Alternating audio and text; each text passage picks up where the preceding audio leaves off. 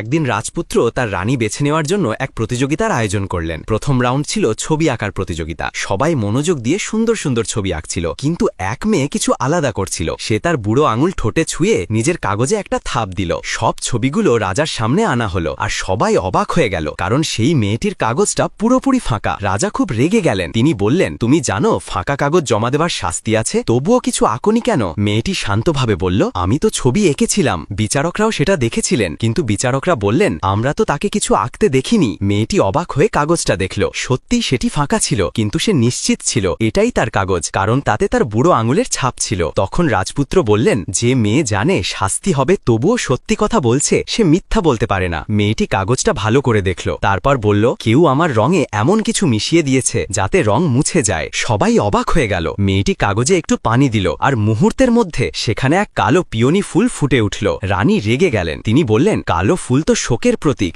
তুমি রাজাকে অপমান করেছ।